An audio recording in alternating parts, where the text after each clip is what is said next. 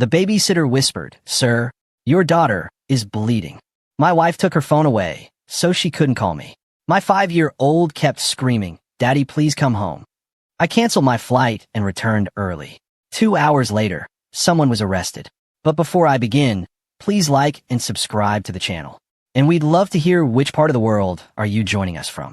Let us know. Now let's dive into today's story. Nolan Grady never missed bedtime. Not once. Not in 3 years of 8 p.m. calls. Not during winter storms that shut down highways. Not during the 6-day stretch last summer when he worked a commercial roofing job in Kansas and barely slept. He always found a quiet corner, always dialed, always waited for that small voice to come through the speaker. It started when Ivy was 3 years old, during a stretch of bad thunderstorms that rolled through Ash Creek week after week. She was terrified of thunder. Not just startled by it, terrified.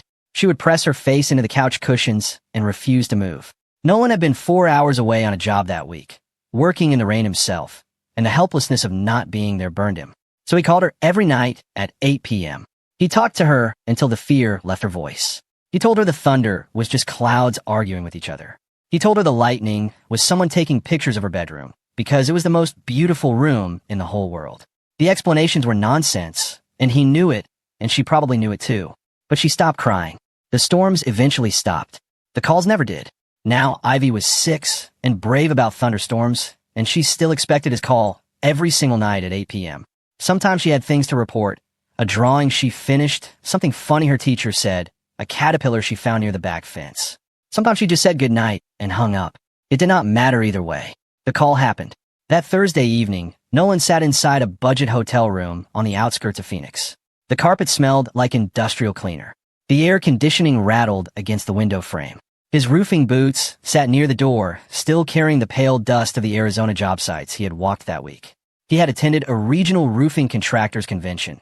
2 days of vendor panels, supplier deals, and handshakes that could mean real money for his business if he followed through correctly. He was tired in the way only 3 consecutive days of standing on your feet in desert heat can make a man tired. He picked up his phone at 7:58 p.m. and dialed Ivy's number. It rang 4 times. No answer. That was already unusual. Ivy usually answered before the 3rd ring. She kept the tablet on the nightstand specifically so she could grab it fast when his call came in. He dialed again. This time it went straight to voicemail. Not even a full ring. Nolan stood up from the edge of the bed. He walked to the window and looked out at the parking lot without really seeing it. The unease was immediate and physical, like cold water poured down the back of his neck. He called his wife's number next. Straight to voicemail. He sat back down slowly. He looked at the time. 8:03 p.m. He tried Ivy's tablet number again. Voicemail again. Then his phone buzzed in his hand from an unknown Missouri number. He answered immediately. A young woman spoke very fast and very quietly, like someone hiding behind a door. "Mr. Grady, please don't hang up. My name is Lena. I'm watching Ivy tonight." Nolan did not recognize the name. Camille usually handled babysitter arrangements when he traveled. He had assumed it was someone familiar.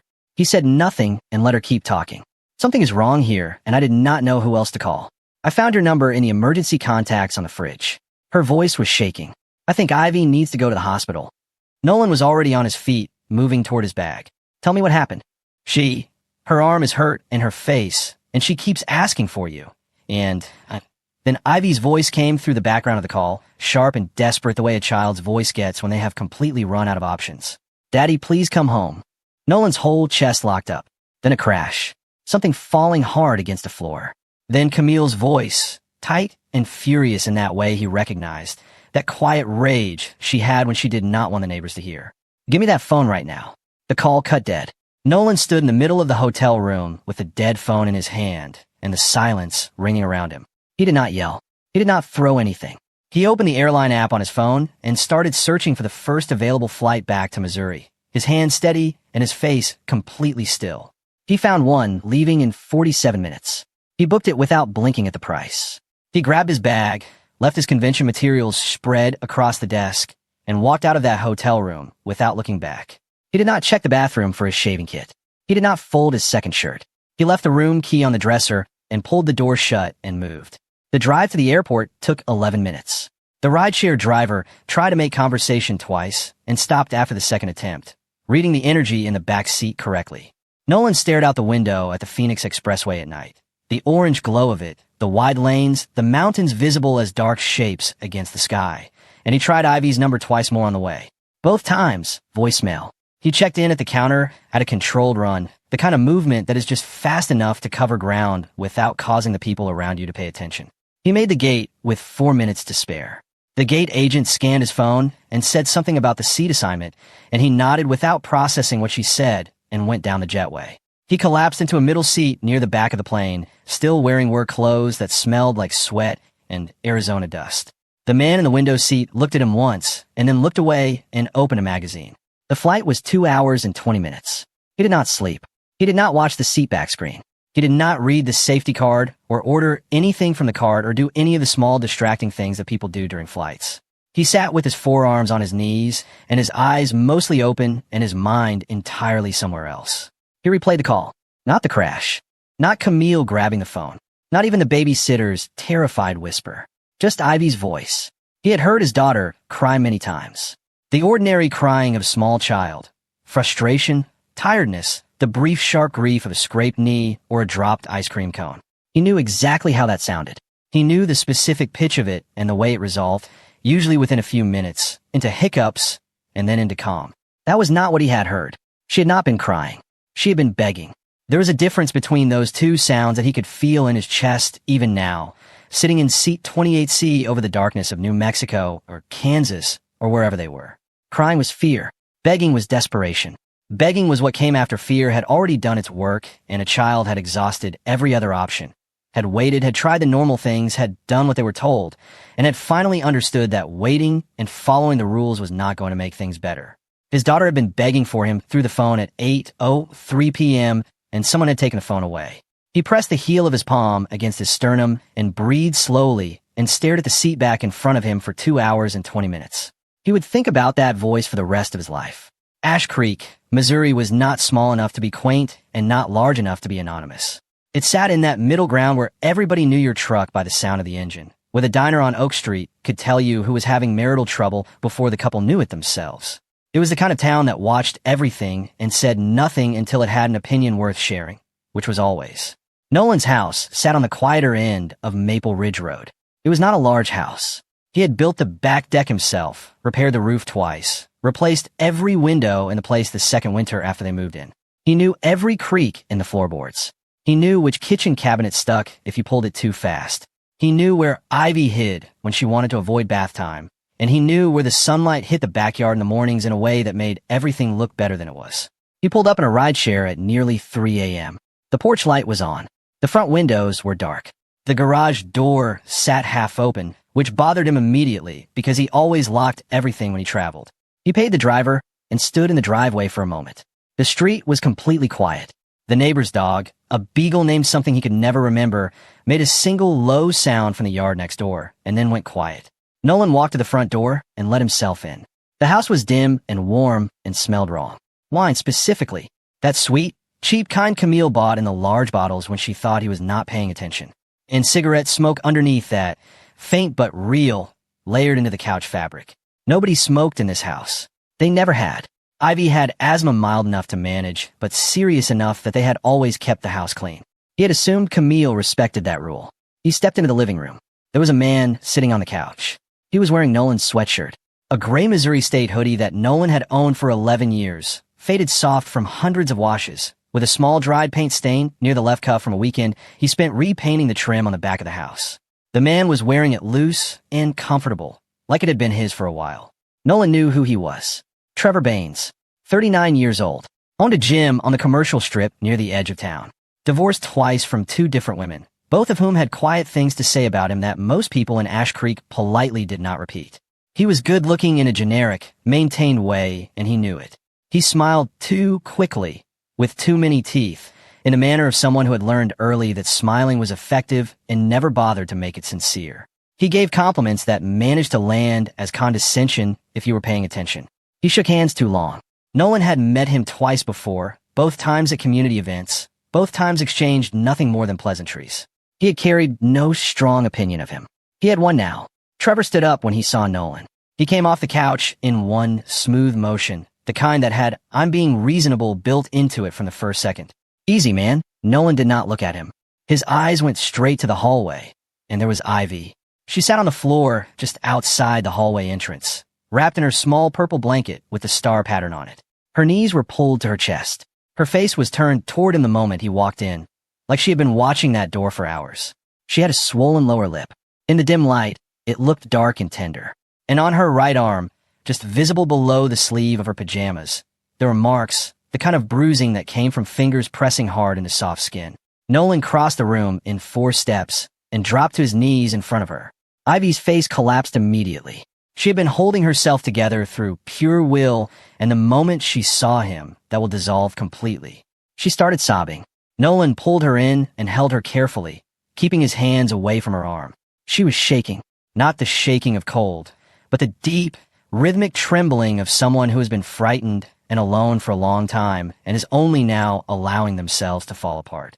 "I'm here," he said quietly. "I've got you. I'm right here. Daddy." She could barely get words out. "Mommy's friend got mad because I called you." Nolan felt something happen inside him in that moment. Not an explosion. Something quieter than that. Something that set, the way concrete sets, permanent and cold and impossible to undo. He straightened up slowly. He looked at the arm again, then at her lip. Then he heard Camille's voice from the kitchen doorway. "Don't start acting crazy." She was wearing his old college t-shirt, her arms already crossed, her voice already in that particular register she used when she had decided she was going to win a conversation before it started. It was an accident. She was running around and she fell. Nolan stood up from his crouch. He looked at Camille for a long moment without speaking. He looked at her face. He looked at the way she was standing, already defensive, already building the story. Then he looked at Trevor, who had sat back down on the couch with slightly less confidence than before, one hand touching his own jaw like he was calculating something. Then Nolan looked back at Ivy's arm. "What accident leaves marks shaped like fingers on a child?" he said quietly. Camille exhaled sharply. "She's dramatic. She's just like you. She exaggerates everything." Those words landed in the room and sat there. Not the cheating, because Nolan understood, standing there in that living room, that there had been cheating, that Trevor Baines had been in this house many times before this night, wearing other people's things, existing in spaces that did not belong to him. That understanding arrived fully formed, the way some terrible truths do, not gradually but all at once, complete and final. Not the bruises, though those were already burning through him in a way that would not stop for a long time. That sentence, "She's dramatic, just like you." A mother looking at her own bruised child, and her first instinct was to defend the man who put those bruises there. Her first instinct was to discredit her daughter. That sentence ended the marriage. Trevor stood up from the couch again. He had made a decision somewhere in the last 30 seconds that the situation required managing.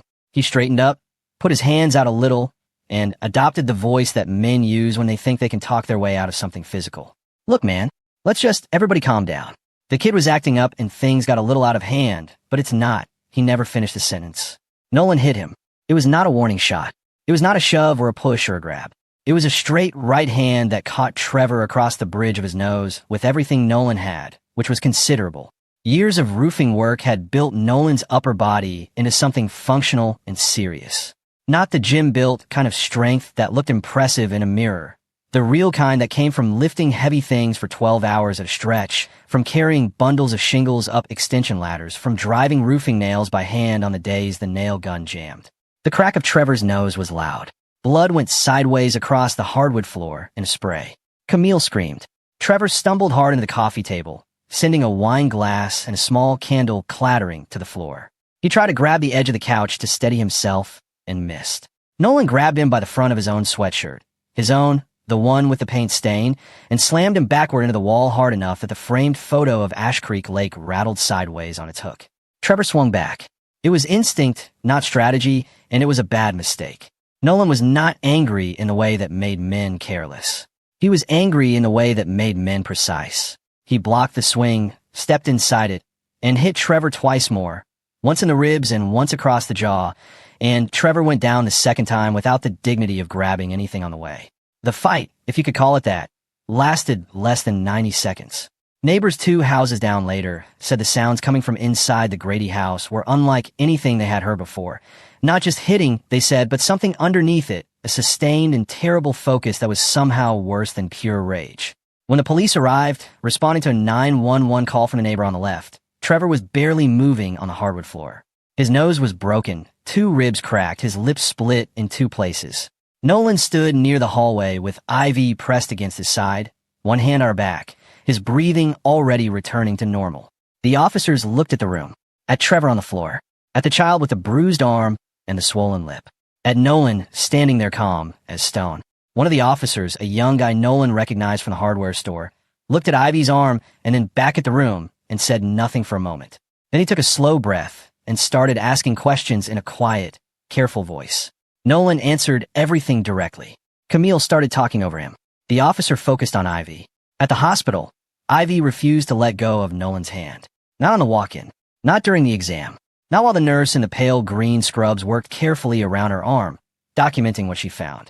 Not once during any of it. She kept her right hand wrapped around 2 of his fingers and held on with the grip of someone twice her size. The hospital was quiet at that hour. The hallways had that after-midnight stillness, the kind where every sound carried further than it should. The distant squeak of a supply cart, the muffled PA overhead, the hum of the vending machine at the end of the corridor. Nolan sat beside the examination table with his back straight and his hand exactly where Ivy needed it to be. A child therapist arrived around 4:30 a.m.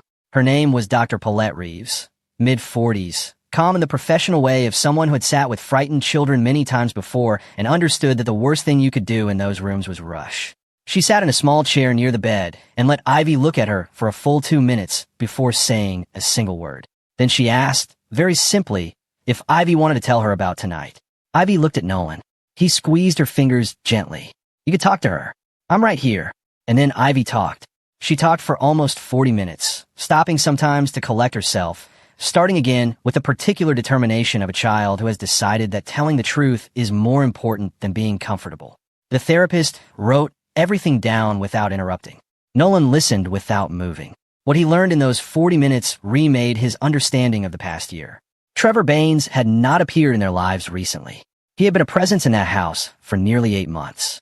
Every time Nolan traveled, to job sites in other cities, to supplier meetings in St. Louis, to the convention in Phoenix, Trevor came to the house. Not just visited, stayed, slept over, sat at the kitchen table in the mornings, used the bathroom that Nolan had retiled with his own hands on a long weekend 2 summers ago, made himself coffee in the kitchen using the same machine Nolan had bought the year Ivy was born. Camille had told Ivy that Trevor was a friend, that he was just helping out, that it was important not to tell Daddy because Daddy would not understand. She had framed it to a 6-year-old as a simple matter of adult privacy. Ivy, who was 6 and trusted her mother, had kept quiet for months. She was a child who understood at a basic level that the adults around her had rules she was not always allowed to know, and she had followed those rules because that was what you did. But Ivy also hated Trevor. She said this plainly, with the directness of a child who did not yet understand the social reasons to soften that kind of statement. He was mean. He got annoyed when she made noise. He told her to go to her room in a way that was different from how her parents said it. Harder, with something underneath it that she did not have words for, but clearly remembered. He had taken her tablet away twice, and once disconnected the charger from her room because she kept using it late at night to look up videos, which she did when she could not sleep more and more often as the months went on. He called her that kid when talking to Camille. Not in a joke way. The night everything broke, Ivy had used Camille's phone, not her tablet, because Trevor had taken it into the other room to call Lena, the babysitter who was supposed to be watching her while Camille and Trevor were in the back of the house. Ivy told Lena she wanted her dad. She was scared and she was tired, and she wanted her dad to come home. Lena found Nolan's number on the emergency contacts on the refrigerator door and dialed it. Trevor heard Ivy talking. He came out of the back room, fast, the way he moved when he was angry, which was different from how he moved the rest of the time. He grabbed her arm, not gently, not even like someone being impatient, hard, with the full strength of an adult who was not thinking about who he was grabbing. He pulled her away from the phone. She screamed. He slapped her, once open-handed across the face, hard enough to split her lip and hard enough that she fell backward against the counter edge. Camille came into the room. Camille saw all of it, and Camille looked at her 6-year-old daughter on the floor and said, if you would have just stayed quiet, none of this would have happened. Then she took the phone from Lena. Then she saw that Lena had already dialed Nolan. And her voice, when she grabbed that phone, was not concern. It was control. Get that phone. Get the story straight. Manage it. Nolan sat completely still through all of it. The therapist later wrote in her official report that the father displayed controlled anger consistent with shock. She noted that he did not interrupt, did not attempt to redirect the child's account, and did not show any behavioral signs of disbelief. She noted that Ivy maintained eye contact with her father throughout, and that this appeared to provide her with stability. What the report could not capture was the thing that was happening inside Nolan Grady while he sat in that chair at 4:30 a.m. in a hospital examination room with his daughter's fingers around his. He was not planning revenge. He was not cataloging grievances. He was doing something quieter and more permanent than either of those things. He was making a decision, not a sudden one, but the kind that arrives so completely that you understand it has been building for a long time, about what his life was going to look like from this point forward. About what Ivy's life was going to look like. About what Camille was never going to be again. By the time they left the hospital, as the first pale light was coming up over the tree line east of town, Nolan had not said much. The nurse gave Ivy a stuffed bear. The doctor gave Nolan paperwork. The therapist gave him her card and said she would be in touch. Nolan put Ivy in the back seat of the borrowed car, made sure her seatbelt was right, and stood in the hospital parking lot for 60 seconds alone before getting in the driver's seat. The sky was going from gray to gold at the edges. He drove home. The house was theirs again, in a way a house becomes yours when you're the only one left in it with a reason to stay. He made up Ivy's bed with clean sheets, and he checked the locks on all the windows, and he sat in the kitchen until the light outside went from black to gray to the thin gold of very early morning. Then he went upstairs and lay down on top of the covers and closed his eyes and thought about what came next. Camille came back at 9 the next morning. She had spent the night at Trevor's apartment, or perhaps at a friend's house. Nolan neither knew nor cared, and she returned with the particular energy of someone who had spent hours constructing a version of events that absolved them of everything. She had the composed face on, the reasonable voice, the slight tilt of the head that said she was prepared to be patient with him. She turned her key in the front door and found it would not open. She tried again. Same result. She knocked. The door opened. Nolan stood in the doorway. He was dressed. He had slept 2 hours, maybe 3 after getting Ivy down, and he looked exactly like a man who had slept 2 hours, worn around the edges, eyes clear and cold. He was holding a folder of papers. Behind him, through the open doorway, Camille could see the living room. It looked different, tidier, in fact, than it had been in months. The wine glass was gone from the floor. The coffee table had been righted. Everything Camille owned, her clothes, her shoes, her makeup bags and designer handbags and jewelry boxes, and the collection of scented candles she kept on the bedroom windowsill, was no longer inside the house. It was in the driveway. Every bit of it, stacked and sorted, actually, which somehow made it worse. He had not thrown things out in anger. He had carried it all outside with purpose, which was a different thing entirely. The bag sat in 2 large piles near the garage.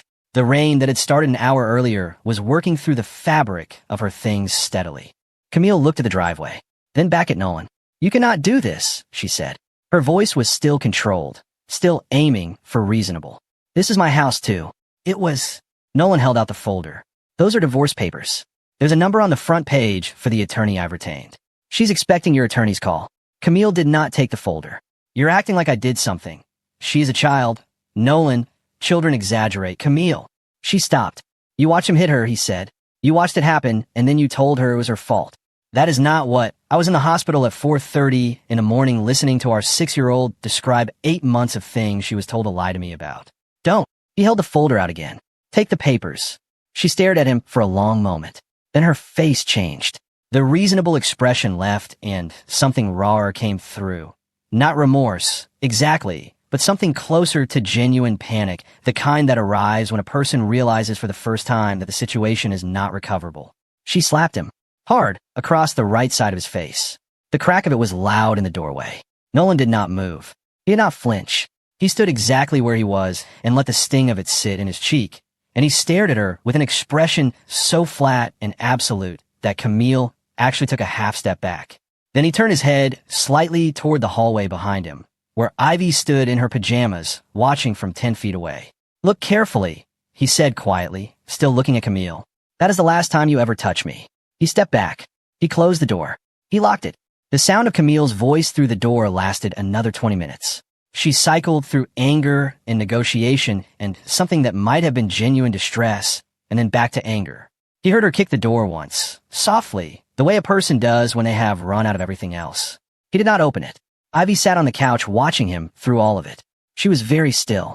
She had the expression of a child who was reading the situation carefully and taking her cues from him, which meant she stayed calm because he stayed calm. He kept his face neutral. He kept his movements easy and unhurried. When a voice finally stopped and the sound of Camille's car started up and pulled out of the driveway, the house went quiet. After a while, Ivy asked if they could have pancakes. He said yes. He went into the kitchen and found the pancake mix in the cabinet above the stove, where it always was, and he made them while Ivy sat at the counter watching, and she ate 3 with too much syrup the way she always did, and that was that. The first morning of whatever came next. Within 3 days, the story had changed.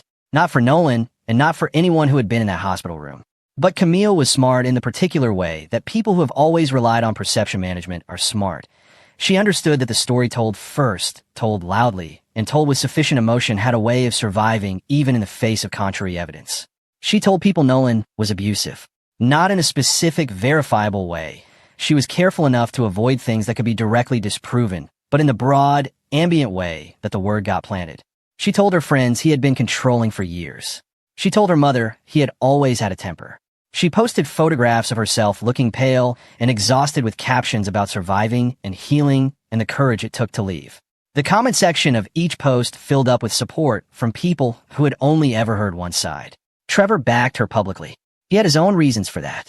His nose was bandaged and 2 ribs were taped, and he had given a statement to police that positioned Nolan as a violent aggressor who attacked him without cause. He left out the part about wearing the man's sweatshirt.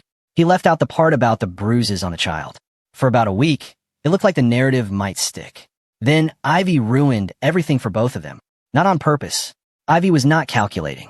She was simply honest, in the way children are when they have no particular reason to protect the adults around them. During a supervised interview with a county child advocate, she described the inside of her own house with a level of detail that no Coach story could have produced. She named which drawer Trevor kept his things in. She described the exact arrangement of items on the bathroom counter that Camille had apparently never bothered to move when Nolan came home. She explained, very calmly, how her mother had taken the tablet charger out of her room and put it in the master bedroom so that she could not charge it at night, making it harder for her to make contact when she was not supposed to. She explained how her mother told her that calling Daddy too much made him sad. The advocate wrote 12 pages of notes. Meanwhile, Camille filed her divorce claim. It was aggressive in a way that only happens when someone is scared and overplaying a weak hand. She asked for the house. She asked for primary custody of Ivy.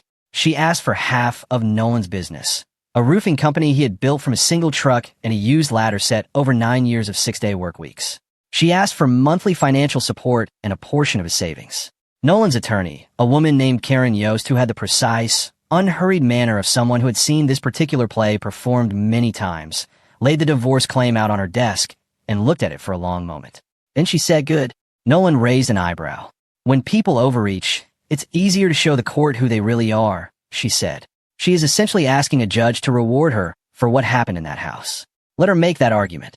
At the first hearing, Camille's attorney made the case. Then Karen Yost asked to present the hospital photographs. The courtroom went very quiet. The images were clinical and clear. Ivy's arm, the bruising pattern consistent, per the physician's documentation, with an adult grip applied with significant force. The lip, the notation in the nurse's report about the child's emotional state upon arrival. The therapist's notes, the physician's conclusion. Camille, sitting 3 feet to Nolan's left, looked like she had swallowed something cold. But Nolan was not finished. It was the babysitter who changed everything. Lena Ortiz was 22 years old and worked part-time at the front desk of a physical therapy clinic. She had babysat for Camille twice before this night, both times uneventful, both times Trevor was not present. She had no reason to expect this third time would be any different. She arrived at 6 p.m. with the understanding that the parents were going out and she would put Ivy to bed by 8. Trevor was already there when she arrived. Something about the house felt wrong from the first minute, though she could not have named it precisely. Trevor did not introduce himself. He barely looked at her. He went into the back of the house with Camille and the door closed. Ivy sat at the kitchen table, drawing without speaking, which was unusual for a child who was normally talkative with her. Lena had started recording on her phone about an hour into the evening. She could not fully explain why, even later. She said it was just the feeling of the house. The way Ivy kept checking the back hallway. The muffled voices from behind a closed door that had an edge to them she did not like. She propped her phone against the fruit bowl on the counter with the screen facing down and let it run. She had forgotten about it in the chaos of the hours that followed. The phone call, the police, the hospital. The recording sat in her phone unseen for 9 days before she remembered it existed. When she finally listened to it, her hands were shaking before the playback hit the 15-minute mark. She called Karen Yost directly. The audio lasted 1 hour and 42 minutes. Most of it was background noise, the television in the other room, Ivy's quiet humming while she drew, the distant sound of kettle. But 6 minutes of it was not background noise at all. It captured Camille screaming at Ivy in the kitchen. Not heated parenting, screaming. The kind of volume that said something had broken through whatever restraint she normally maintained. Then Trevor's voice, lower and more frightening, telling Ivy in specific terms what would happen if she kept making noise.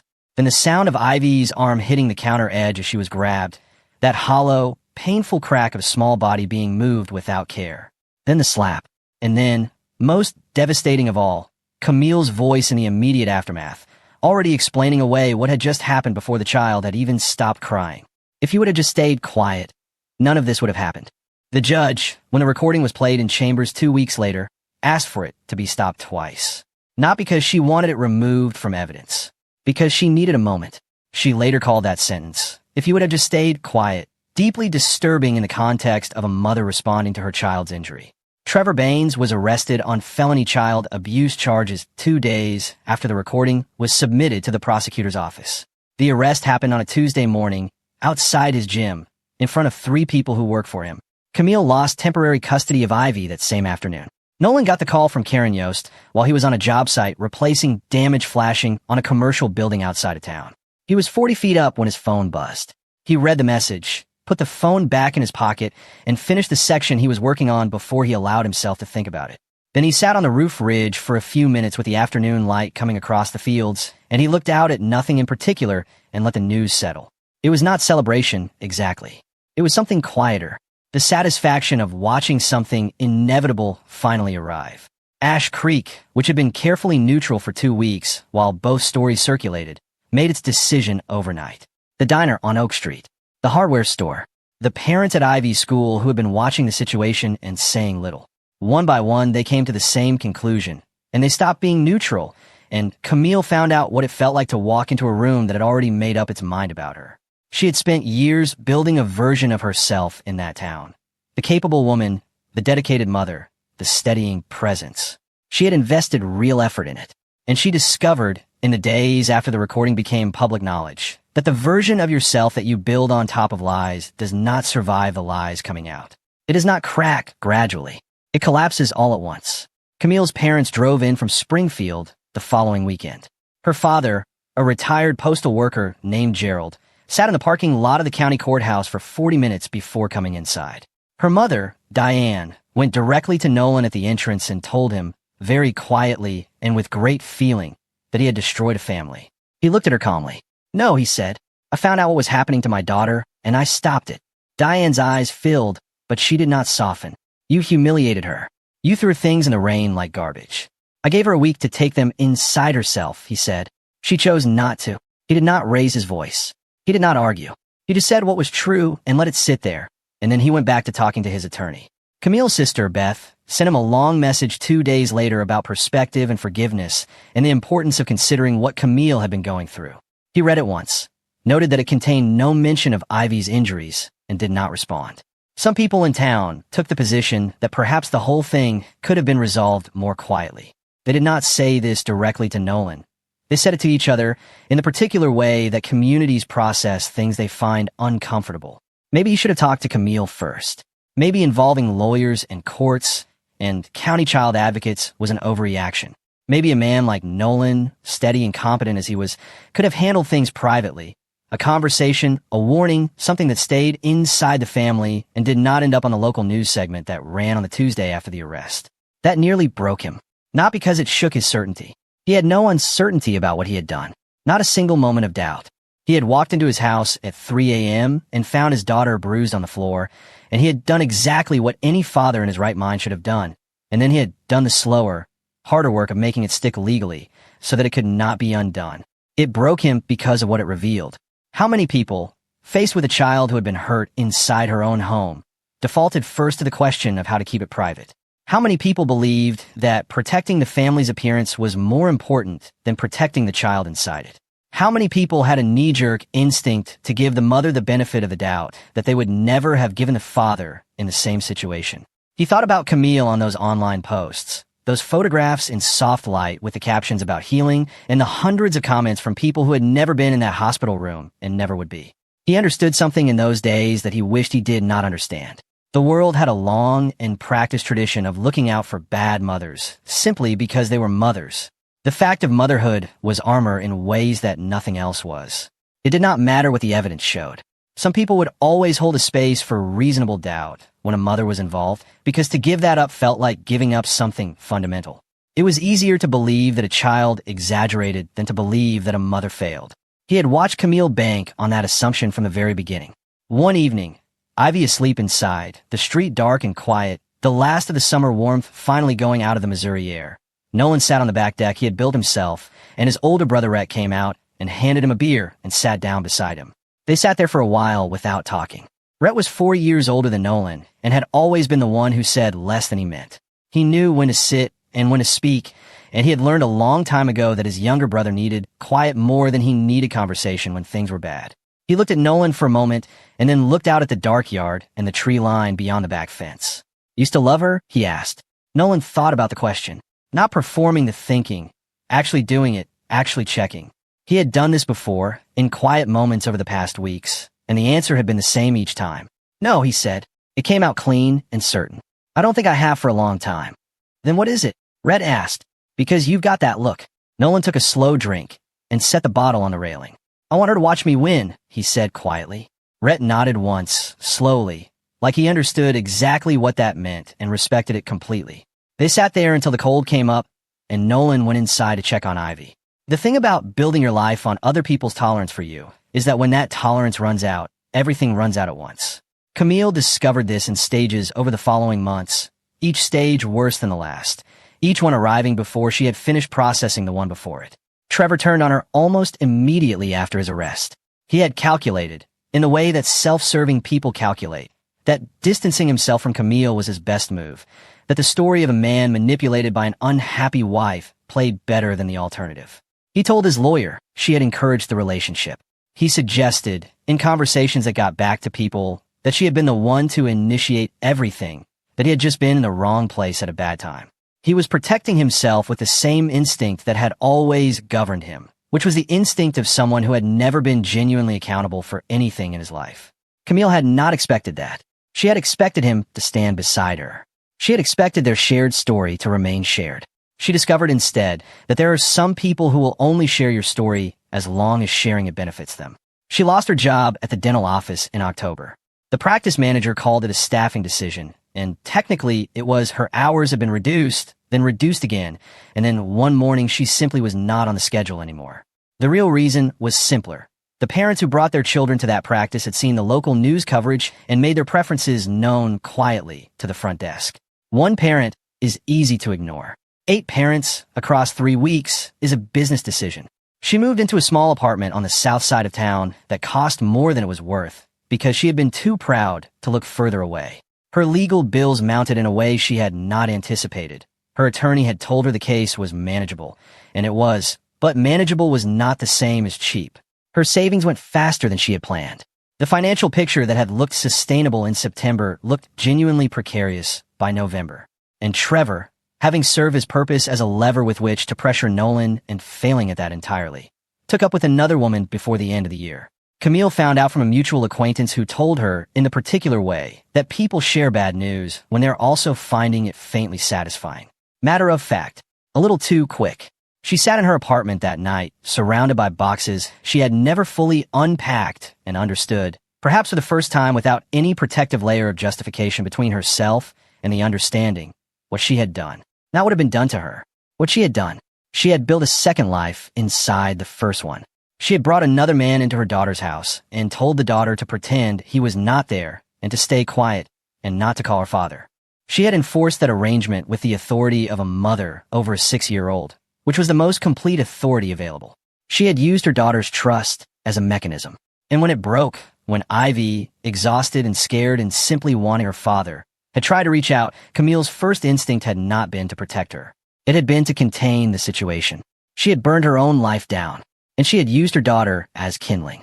That knowledge did not make her into a better person immediately. It might not have made her into a better person at all, That part of the story was too early to tell.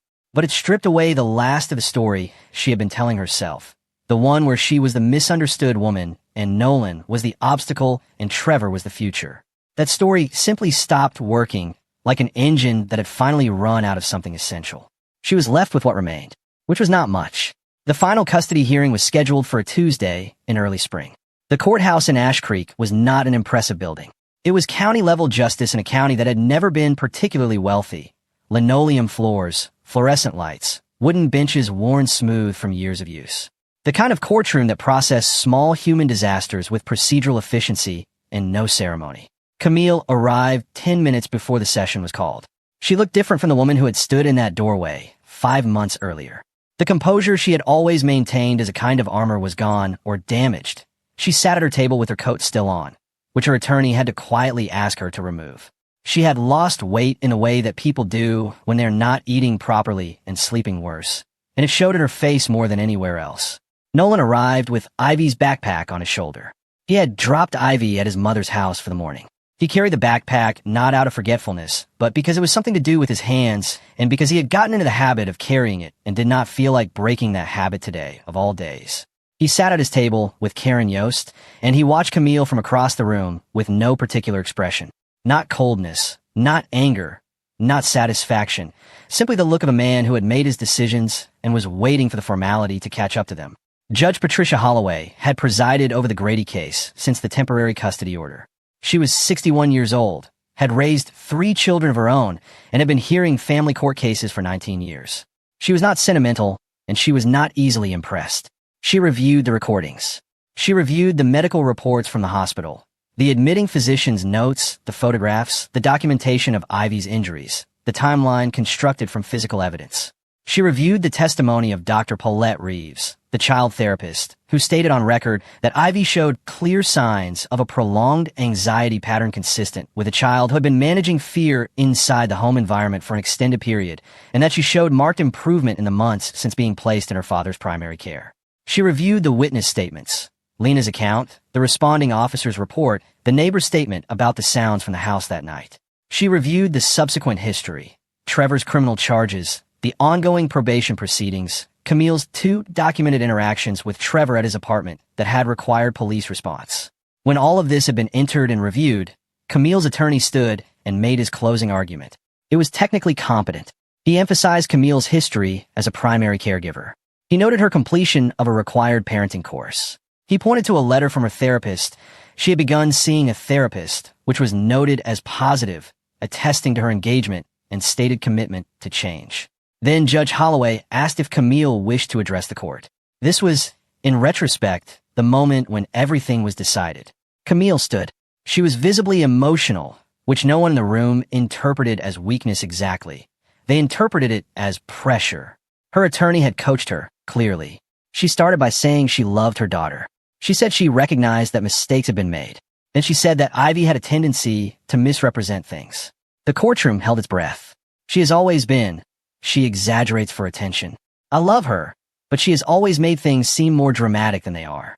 I think what happened has been very hard for everyone, but I believe that some of what Ivy described has been she paused, searching for the word, colored by the way she processes things. Nolan felt his jaw tighten. He looked at Judge Holloway.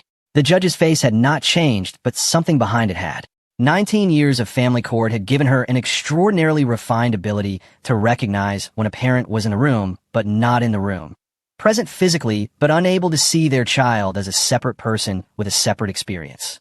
She had seen it many times. It still bothered her every single time. She thanked Camille and asked her to sit down. She reviewed her notes for a long moment. Then she spoke. Full custody of Ivy to Nolan Grady. Supervised visitation for Camille, scheduled through the County Family Services Office. No unsupervised contact until further review. No order to vacate. Nolan retained the house. Financial settlement minimal, reflecting the circumstances of the dissolution. No child support obligation against Nolan. The business stayed with the man who built it. Camille bent forward over her table when the ruling was read. Her attorney put a hand on her shoulder. Nolan looked at the front wall of the courtroom, just above the judge's bench. He did not look at Camille. He did not feel what he expected to feel, which would have been satisfaction, or relief, or some form of release. He felt very tired and very steady, the way a person feels when something long and difficult is finally behind them. He thanked Karen Yost. He picked up Ivy's backpack. He walked out of the courtroom and called his mother to say he was coming to pick up his daughter. 3 weeks after the custody ruling, Nolan stopped at the gas station on Route 9 on a Wednesday afternoon. He was driving back from a job consultation, a new commercial account he had been working to close for 2 months, a warehouse complex outside town that needed a full roof replacement. The meeting had gone well. He was thinking about materials costs and crew scheduling and the quiet satisfaction of a business that was growing despite everything that had been happening around it. He pulled up to the far pump and got out. Trevor's truck was at the pump across from him. Trevor had his back to Nolan when Nolan pulled in. He turned when he heard the engine, and the recognition hit his face immediately. The flinch of it, the quick recalibration in his eyes as he ran through his options in real time. He had lost weight too. His face was drawn. The bandages were long gone, but there was a slight irregularity across the bridge of his nose that would be there permanently. He was wearing a plain dark jacket, and he looked like a man who had been downgraded in every direction. Status, confidence, physical ease. He still had the truck at least. The gym was still open, though word was that membership had dropped significantly since the fall. He turned back toward his pump. He was going to pretend he had not seen Nolan. Then, apparently, he thought better of it. "This all going how you planned?" he called across the pumps. His voice had the brittle, artificial toughness of someone working very hard to project something they no longer felt. Big revenge fantasy, big courtroom victory. "Feel good." Nolan finished screwing on his gas cap. He walked across the pump island. Trevor straightened up, but his back was already against his own truck and his options had narrowed considerably. "You touched my daughter," Nolan said. The flatness of his voice was somehow worse than anger. It was the voice of a man stating a fact that was going to have consequences regardless of argument. Trevor's jaw tightened. "Look, that whole situation, you touched my daughter," Nolan said again. Not louder, just again. Then he grabbed Trevor by the front of his jacket and slammed him against the truck with enough force to put a visible dent in the door panel. What followed lasted about 90 seconds. It was not wild. There was nothing in it that looked like a man who had lost control. It looked like a man who had decided, clearly and without improvisation, that this moment was owed. He was methodical about it in a way that was, if anything, more frightening than blind fury would have been. Each movement had purpose. Each impact was deliberate. 3 people watched from inside their cars and did not move. Someone recorded it on a phone from inside the convenience store. When Nolan stepped back, Trevor was on the pavement between his truck and the pump island, his breathing in rough, short bursts, his hands covering his face. Nolan crouched down. He waited until Trevor's eyes came up, and they were looking at each other directly. "You were safest," Nolan said quietly, "the day the police arrested you." Then he stood up. He got in his truck. He drove to his mother's house to pick up his daughter. He never saw Trevor Baines again. Summer arrived in Ash Creek the way it always did. Not gradually, but all at once. The trees at full green overnight, the humidity coming up from the river bottom and settling in like a tenant who had no intention of leaving. Nolan's yard, which had been bare dirt along the back fence all through winter, came up in something approximating grass. The tomato plants Ivy had helped him put in along the south fence in early May were already reaching for the stakes he had driven in beside them. She checked on them every morning before school, very seriously, as though the plants might have accomplished something interesting overnight. Ivy had started laughing again. Not the polite, careful laugh she had produced in the months right after the hospital. The real one, the loud and slightly undignified one that he had been afraid he would not hear again. It was the kind of laugh that came from her belly and left her leaning sideways, and it showed up at things that were genuinely funny to a 7-year-old, which was a wide and democratic category. She laughed at things he said that he had not intended to be funny. She laughed retelling something her friend at school had done, the story getting less coherent as the laughter overtook it, until he could not understand what had happened but found himself laughing anyway, just at the sight of her. She had been quiet for a long time. He had not realized how quiet until the quiet ended. On a Saturday in late June, Nolan put Ivy on the bicycle she had outgrown and then replaced with the blue one she had been asking for since February. And they drove down to the lake road on the western edge of town, where the pavement was smooth and the traffic was light on weekend mornings. He parked near the boat launch, and they walked the bikes to the path. He had been teaching her for 3 weeks. She had taken to it the way she took to most physical things, not naturally at first, but with stubborn determination, which was worth more than natural ability in the long run. She had fallen 4 times, gotten up 4 times, and brushed off her palms each time with the same no-nonsense efficiency that she had inherited, he thought, directly from him. On the fifth attempt, she stayed upright for 40 yards before turning to look at him and then immediately overcorrecting and going sideways into the grass beside the path. She had gotten up from that one laughing. That was the moment he knew she was going to be fine. On the Saturday in June, she did not fall. She started slow, the way she always did, with that slight wobble of finding her balance. And then she found it, and she straightened up, and she started pedaling with purpose, and she went ahead without looking back. The blue bike catching light. Her feet moving in that easy, found rhythm that meant she had gotten it, that the thing had clicked over from effort into instinct. Nolan jogged after her for 30 yards and then slowed to a walk because she did not need him running alongside her anymore. She looked back over her shoulder once, grinning, and yelled something he could not fully hear, and then faced forward again and kept going, and he stood in the middle of the lake road and watched her move away from him with the kind of feeling that is difficult to describe precisely. Not just pride, not just relief, but something that included both of those things and also included something more specific. The recognition that she was going to be okay. Not just now, not just today. In the real way. In a way that did not require constant monitoring or careful management or quiet prayers in the dark before sleep. Just okay. Actually going to be okay. He thought about the year behind them. Not with bitterness. Not even with the careful satisfaction he had expected to feel when it was over. Just with the honest knowledge of what it had cost and what it had produced and what still remained. Camille lived in the small apartment on the south end of town. She had supervised visits with Ivy every other weekend through the County Family Services office, and she took them, and she was on time, and according to the coordinator, she was doing the work of someone who understood what she had earned back. Whether those visits would ever grow into something larger, whether the supervised sessions in the county building would become something that looked more like a real relationship, was not a question Nolan was spending time on. That was Camille's work to do, not his.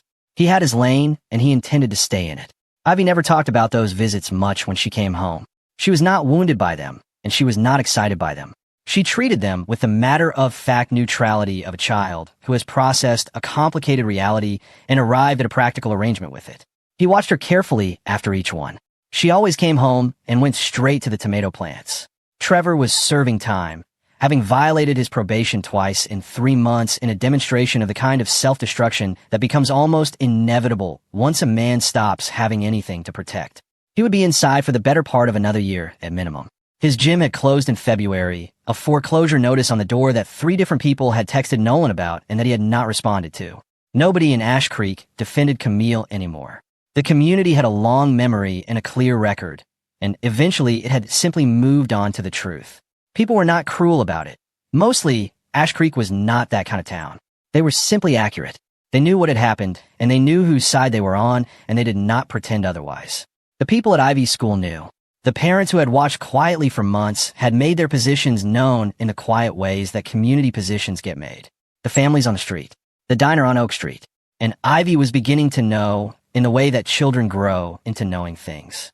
Not all at once, not as a conversation or a revelation, but through the accumulation of small understandings. A question asked one morning over breakfast, an answer given honestly, a silence afterward that was not uncomfortable. She would know more as she grew older. She would carry pieces of that year with her the way everyone carries the hard years, not healed out of them, not separate from them, but built partly from them. What was built from them was something strong. Nolan understood that. He had his own hard years. He carried them, and they had not made him smaller. He watched his daughter come back around on the lake road in a wide, easy arc, her hair behind her, fully in control of the bike now, coming toward him faster than she had gone away.